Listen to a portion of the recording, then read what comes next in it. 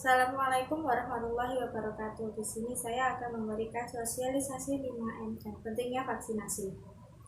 Salah satu faktor untuk menekan penyebaran COVID-19 adalah dengan menerapkan protokol kesehatan atau prokes. Dengan masyarakat menjalankan gerakan 5M, yaitu memakai masker, rajin mencuci tangan, menjaga jarak, menjauhi kerumunan, serta mengurangi mobilitas untuk pengurangan jumlah kasus COVID-19. Pertama, mencuci tangan. Rutin mencuci tangan hingga bersih adalah salah satu protokol kesehatan yang cukup efektif untuk mencegah penularan virus corona. Untuk hasil yang maksimal, namun disarankan untuk mencuci tangan setidaknya selama 20 detik beberapa kali sehari, terutama saat sebelum memasak atau makan, setelah menggunakan kamar mandi, setelah menutup hidung saat batuk atau bersin. Untuk membunuh virus dan kuman-kuman lainnya, gunakan sabun dan air atau pembersih tangan dengan alkohol setidaknya dengan kadar 60%. 2. Memakai masker. Pada awal pandemi virus corona pada tahun lalu, Organisasi Kesehatan Dunia atau WHO mengatakan bahwa penggunaan masker hanya direkomendasikan untuk orang sakit, bukan orang sehat. Namun virus corona jenis SARS-CoV-2 yang merajalela hingga saat ini membuat protokol kesehatan bisa berubah-ubah seiring bergulirnya waktu.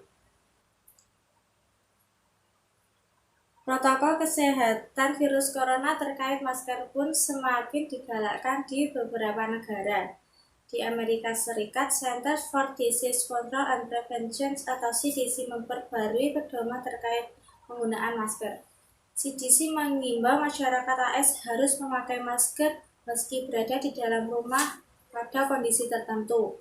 Menurut CDC, penggunaan masker di dalam rumah perlu dilakukan ketika terdapat anggota keluarga yang terinfeksi COVID-19, terdapat anggota keluarga yang berpotensi terkena COVID-19 karena aktivitas di luar rumah, merasa terjangkit atau mengalami gejala COVID-19, atau tidak bisa menjaga jarak minimal 2 meter. 3. Menjaga jarak. Protokol kesehatan lainnya yang perlu dipatuhi adalah menjaga jarak. Protokol kesehatan ini dimuat dalam keputusan Menteri Kesehatan RI dalam protokol kesehatan bagi masyarakat di tempat dan fasilitas umum dalam rangka pencegahan dan pengendalian COVID-19. Di sana disebutkan menjaga jarak minimal 1 meter dengan orang lain untuk menghindari terkena droplets dari orang yang bicara, batuk, atau bersin, serta menghindari kerumunan, keramaian, dan berdesakan. Bila tidak memungkinkan melakukan jaga jarak, maka dapat dilakukan berbagai rekayasa administrasi dan teknis lainnya. Rekayasa administrasi dapat berupa pembatasan jumlah orang, pengaturan jadwal, dan sebagainya. Sedangkan rekayasa teknis antara lain dapat berupa pembuatan partisi, pengaturan jalur masuk dan keluar, dan sebagainya. 4. Menjauhi kerumunan. Selain 3 hal di atas, menjauhi kerumunan merupakan protokol kesehatan yang juga harus dilakukan. Menurut Kementerian Kesehatan RI atau Kemenkes, masyarakat diminta untuk menjauhi kerumunan saat berada di luar rumah.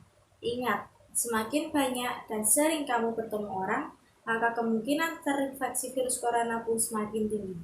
Oleh sebab itu, hindari tempat keramaian terutama bila sedang sakit atau berusia di atas 60 tahun atau lansia. Menurut riset, lansia dan pengidap penyakit kronis memiliki risiko yang lebih tinggi terserang virus corona. 5. Mengurangi mobilitas. Virus corona bisa berada di mana saja. Jadi, semakin banyak dirimu menghabiskan waktu di luar rumah, maka semakin tinggi pula terpapar virus jahat ini. Oleh karena itu, bila tidak ada keperluan yang mendesak, tetaplah berada di rumah.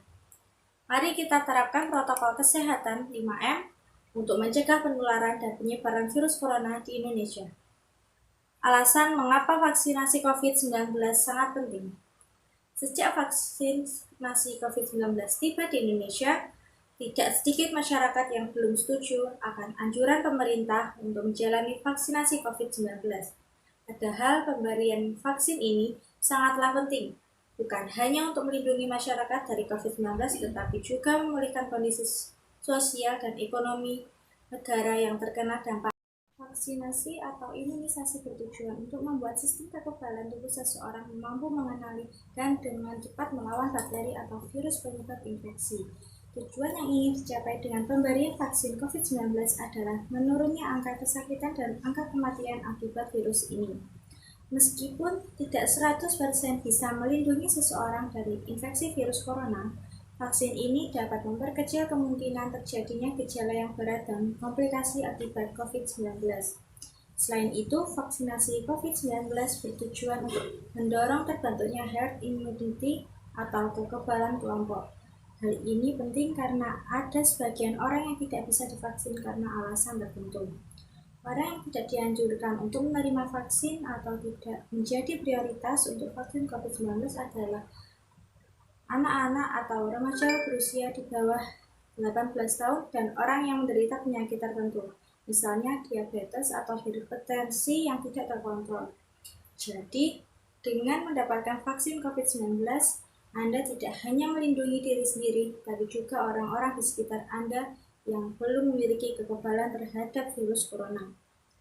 Penting untuk tetap menjaga daya tahan tubuh. Vaksin COVID-19 memang dapat membawa banyak manfaat dengan melindungi kita dari infeksi virus corona, namun perlu diketahui bahwa vaksin ini tidak diberikan kepada orang yang sudah sakit berat atau sudah terinfeksi virus corona. Jadi, pastikan untuk selalu mempertahankan daya tahan tubuh kita, baik sembari menunggu giliran untuk diberikan vaksin maupun setelahnya.